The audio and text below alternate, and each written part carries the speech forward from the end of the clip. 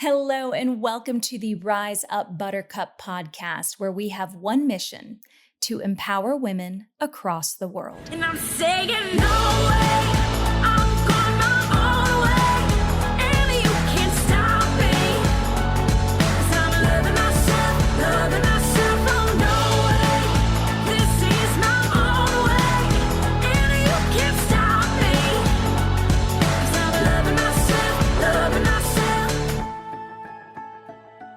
Hello, my friend, and welcome to today's episode of the Rise Up Buttercup Podcast, where we are going to talk all about how to cultivate self-love. Now, this is something that is so important to me. It is at the heart of everything I teach and coach inside of my business, because at the end of the day, how we feel about ourselves reflects how we show up in the world. How we treat ourselves reflects how we usually treat the people around us. And I believe that it is so imperative for us to cultivate our self-love day after day after day so that we can show up as the best versions of ourselves. The other reason this is at the core of everything that I do is that behind the scenes, for a very, very long time in my life, I was someone who was horrifically insecure. And so I know what it's like to go from this place where you can't even look at yourself in the mirror to now being in a space where I am confident, I am secure, and I am showing up and making a difference in my life and in the lives of people around me because I took the time to heal things internally to build love for myself. So in this episode, I would love to take you on a little bit of a journey, in the next, 20 or 30 minutes of my story, how I went from where I used to be to where I am, and to give you a few ways that you can start cultivating your own self-love today. Because it is so important that you understand that you have something so special and so wonderful and so unique to offer the world. And when you see that in yourself, when you see what I'm sure some people in your life see, when you see it, your whole worldview is going to shift. It's going to be like full on Technicolor, going from the black and white movie to the full screen of color. And it is going to be life-changing. I don't know a single person that has been on a personal development self-love journey to where when that light bulb finally goes off, I don't know a single person that regrets it. I don't know a single person that's like, oh no, I wish I could go back to being someone who is insecure. I wish I could go back. Nobody says that, because living in a space of self-care and self-love and confidence and security feels freaking incredible. So, listener, we're going to go on a little bit of a vulnerable ride today. I want you to, lean in a little bit. I want you to be open a little bit to some of the things I'm going to talk about. And I want you to think about each tip and pointer that I give you and each question that I ask you. Really spend some time thinking about how it can apply to your life right now, how it can apply to where you are today. So without further ado, let's go ahead and dive in. So I knew from a very young age that I wanted to be a performer. I have over 30 years of experience being on stage and performing in front of people. I'm now 42 years old. For those of you watching on YouTube, just in case you wanted to know, I am new from a young age. I wanted to be on stage. I wanted to entertain. I loved the arts. I thought for the longest time I was going to be a child actress. That didn't happen. And I'm actually grateful that didn't happen. I had a really good good experience growing up. My family was military. My mom was a single mom in the military, raising my older brother and myself until I was about 10 or 11. Then she met my stepdad, who was also military. They got married, and every 2 or 3 years, we would just travel somewhere new. So part of this traveling mixed with my performance gave me the ability to adapt very quickly to new surroundings and gave me the ability to, I don't want to say necessarily put on a persona of sorts, but kind of. I mean, I don't think I was consciously aware that I was doing it, but I would show up to these situations and I would be on stage, or I'd be in a play, or I'd put on a music performance or whatever it was. And I would be in my own little world, my own little bubble, my own little make-believe area. And so when you start building up these, I'm trying to think of the best way I can say this, because once again, I don't think this was conscious. I don't think there was anything in my mind that was like, let me build up a false version of myself. But when you start being someone that has to adapt from situation to situation to situation, there's a lot of strength that comes with that. But there's also a lot of confusion that can come with that too. Because you're constantly in a new situation, you're constantly adapting. And so for me, I use this constant adaptation and constant change and shift to start, being able to blend in better to my surroundings. And because I was a performer, because I was on stage, because as I got older, I went to college for music. I started playing music around Florida State, Tallahassee, Florida. Started playing music in Virginia, where I moved after college, moved to Manhattan as well. And I started just adapting and performing and adapting and performing and adapting and performing. And then on top of that, I was also in a very, very subjective industry, the music industry. I don't know if you have heard of this, but there was a lot of pressure. At least there was a lot of pressure when I was younger. I think things are shifting now, thank God. But when I was younger, it was very much you've got to look a certain way or sound a certain way or show up a certain way or lose weight or any of those things. And by the way, society in general for years has told women that they have to lose weight in order to be quote unquote a certain standard of a woman. So that's a whole other podcast for another day. But so through time, I started building up this belief system about myself that I had to look a certain way, be a certain way, sound a certain way. And because I didn't look those ways or didn't act a certain way, I started adding in layers of self-doubt, layers of shaming, layers of insecurity on top of everything that I was doing. I was someone who, I can tell you, it got so bad at one point to where I was verbally beating myself up. I was calling myself fat. I was calling myself ugly. I was in college living off of diet pills and ramen noodles as I continued to play music. And even when my music career started going pretty well for an independent artist, I would still be in my head and I would doubt everything that I'd sing or say. And I would pick apart every performance. And then I just started, tearing myself apart. And externally, I think to the people around me, it looked like I had myself together, or at least I told myself it looked like I had myself together. But internally, there was something really detrimental going on. And I wonder if you're listening to this right now, if perhaps you've felt like this sometimes in your life too. Maybe that your external appearance or the external way that you're showing up isn't fully matching what's going on internally. And it's so important that when you are cultivating self-love, your internal and your external get to line up. They have to line up. Because when they don't, you're sending two completely different messages to your subconscious.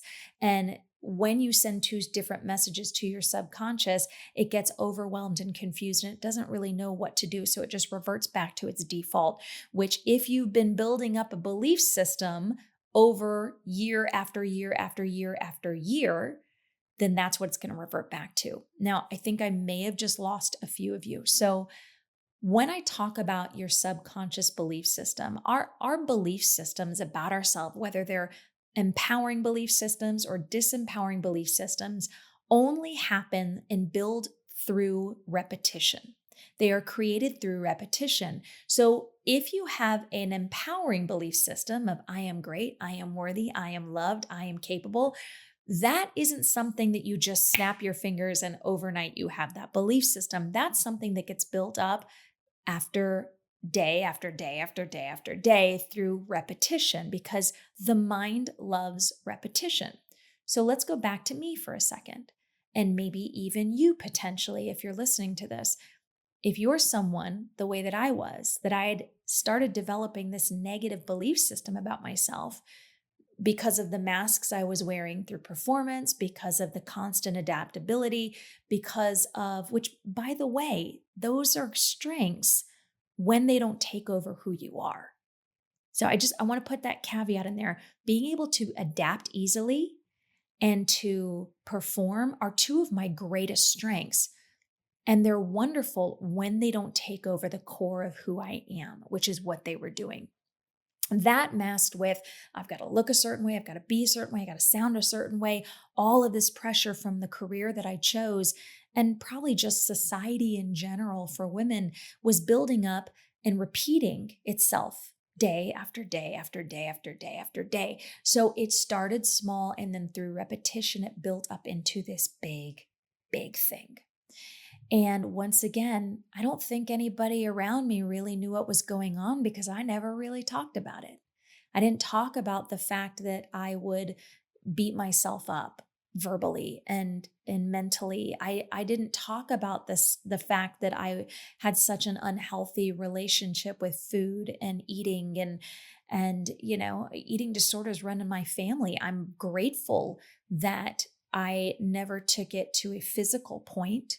Although I would be lying if I said there weren't days where I did overeat or I did overindulge in an unhealthy way with food. But I'm grateful that I didn't develop an actual eating disorder from the things that were happening in my mind, although I probably easily could have, had I continued to let it go, had I continued to play into this false belief system, this negative belief system that I had built. So I had built this all up, and I had just gotten to this point internally where I finally hit a rock bottom moment. So let's move forward a little bit here so I can give you some tips. If you're someone who's in this space, I hit a rock bottom moment. Now, I don't believe that you have to, but this is where I was. It was 2015. I had just moved to Nashville, Tennessee, after 6 months of cross-country touring independently as an artist out of Atlanta. And I just gotten out of a very unhealthy relationship where I leaned into every insecurity that I ever had in that relationship, and my need to just be seen and heard and validated and loved. I was searching for that from someone else, but not really fulfilling it in myself. Future podcast episode. And I was in my apartment in Nashville, Tennessee. I was laying on the bedroom floor and I was bawling my eyes out because every time I looked in the mirror, I could not find one thing that I liked about myself. I will tell you, listener, if you have ever been there, then you know exactly how horrible that moment feels. Because to be in this space where you cannot even find one thing you like about yourself physically or love about yourself physically, God, it is heartbreaking. And I knew in that moment, by the grace of God, I knew in that moment that I needed to change something. Otherwise, my life was going to implode on itself. Or explode. One of the two implodes. It was going to do something. If I didn't make a change, I was not going to be able to keep going. So I knew then and right there in that moment that I needed to do something different. And here is where I'm going to tell you exactly what I did. And it is what I coach my clients into doing now as well. And so I want to challenge you today, wherever you're at, just make a mental note. You can put a pause on the podcast and, grab a pen and paper, whatever it is. But I want to give you some tools today on how you can start to cultivate your own self-love, because this is exactly what I did. And man, I am just, I am just so elated that it actually worked. I think there was a part of me in that moment where you want something different. You have no idea how to get there. You have no idea how to start, but you're like, all right, I'm just going to do something. And I hope this works. And I hope it pays off. My friends, it did. It is priceless what I have gained by implementing these tools into my life. So here's the first one. In that rock bottom moment, I knew I needed to change because I did not want to spend the rest of my life obsessing over my weight, over my body, over my abilities, and I didn't want to be in this negative space anymore. So here's exactly what I did. I decided right then and there that I was going to make an agreement with myself. And so here's the first thing I want to challenge you to do. I made an agreement with myself that no matter how I felt, no matter what thoughts came into my mind, I was not going to say them out loud anymore. I was no longer going to give them any power. Now, here's what I didn't know at the time.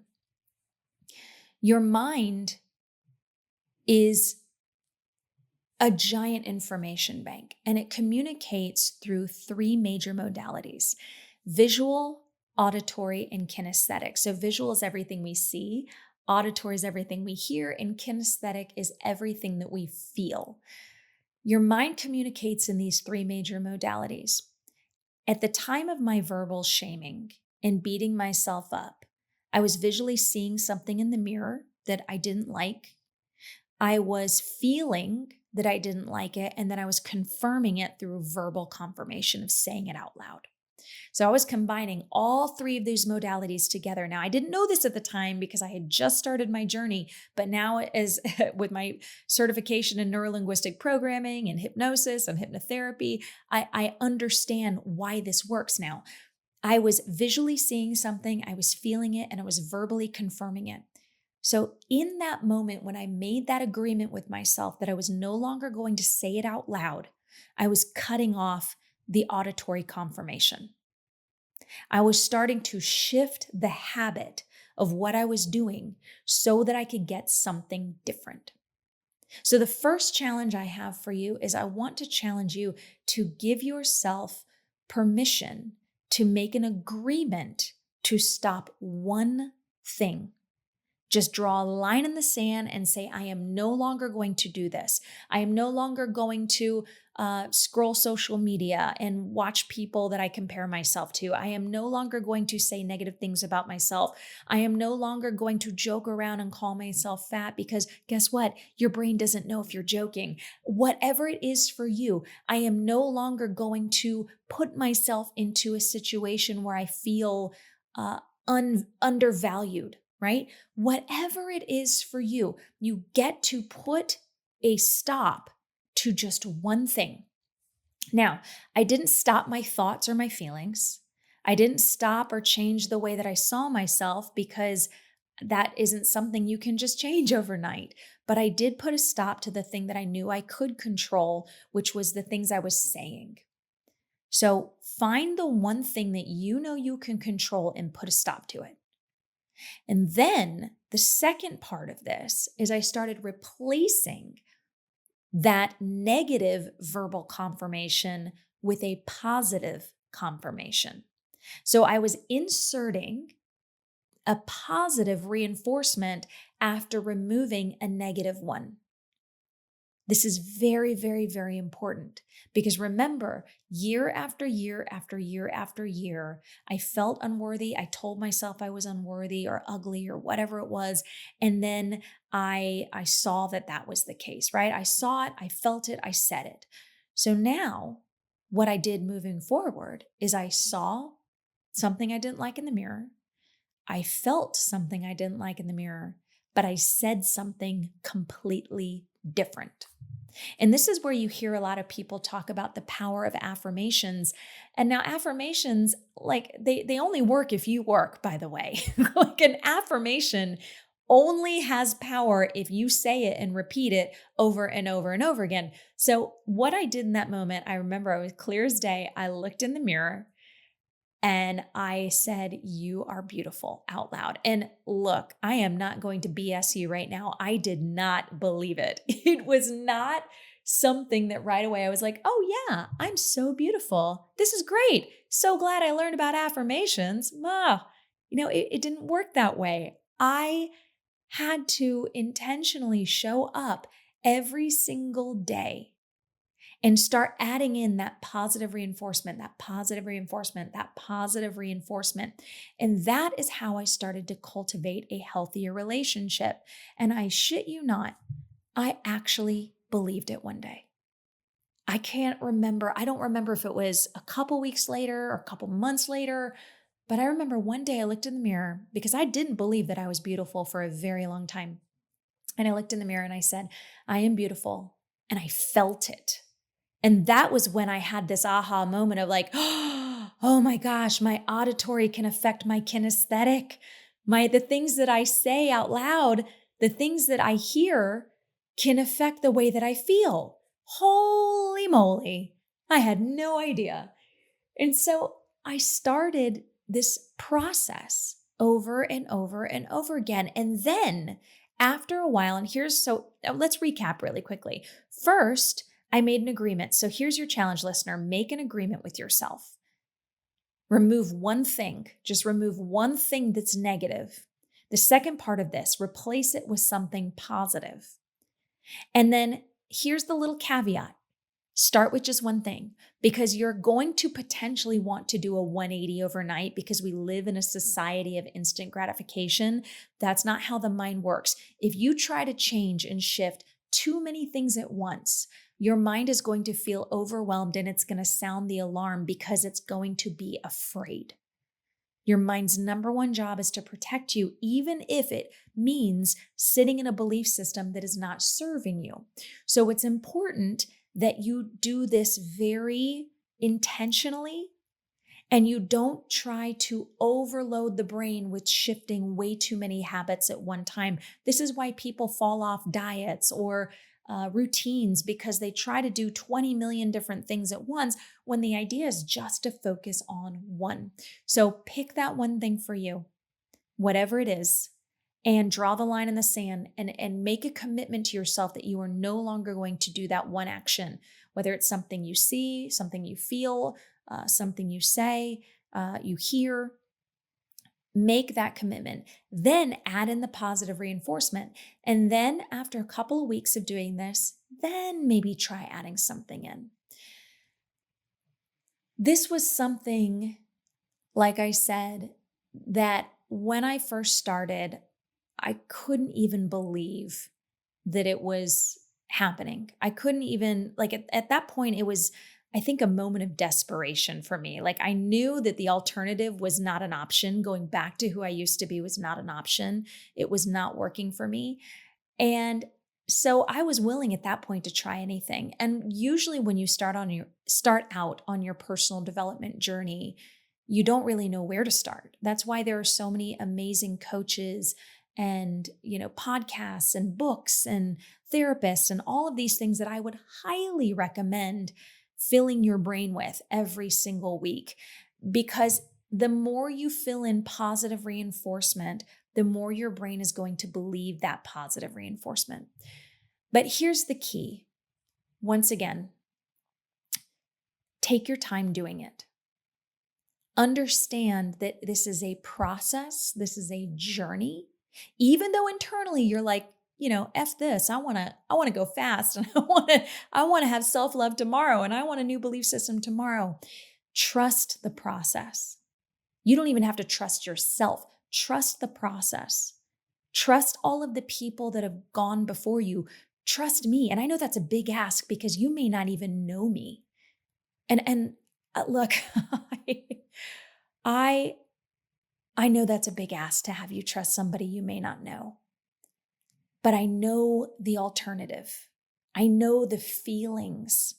I know the experiences of feeling like you're not good enough and living in this life of self-sabotage and self-doubt and self-criticism and imposter syndrome and all of that. And I also know what it's like to be on the other side.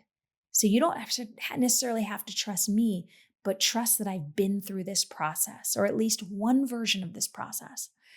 And I'm now on the other side, and I can tell you, my friend, it is beautiful. So make that commitment to yourself. Remove one negative habit, one negative thing, one negative belief system, one negative visual, auditory, or kinesthetic trigger. Replace it with something positive and empowering. Replace it with something new. And then every couple of weeks, add something else in. And finally, last but not least, have some grace with yourself. Show some compassion for yourself. Understand this is a journey. This is a journey. I am now almost 9 years on this personal development journey. And there are still moments where my older belief systems like to, come in and tap on my shoulder and, show their ugly little heads. And thank God I've got the tools to be able to manage all that now. And thank goodness I'm like, oh no, that's not real. That's just an old belief system that's still like trying to fight for life, which has been drowned out by the positive, empowering belief system. So with that, my friend, I hope this podcast supports you on how you can start cultivating your own self-love. We're going to do so many more podcast episodes that are going to dive even deeper into more tools and more tips for you. And if you are someone right now who is struggling with your confidence, you are struggling with your self-love, please go over to ahigherwayofliving.com and check out, some of the free gifts that we have, some of the trainings that we have. We do one-on-one coaching. We're building out a whole educational platform. We have free guides, free downloads for you. And, if you're watching this on YouTube or potentially, listening to this on either Apple or Spotify or wherever you listen to podcasts, subscribe to this podcast, subscribe to this channel. We definitely are going to keep putting out more content. I'm going to be coming up with more content. And if there's anything in particular that you want to learn about, message us. We are on all the social platforms. Message me. Let me know. And I say us because I have an operations manager that works with me as well.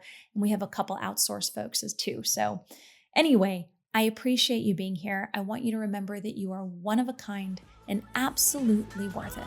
And I will see you next time.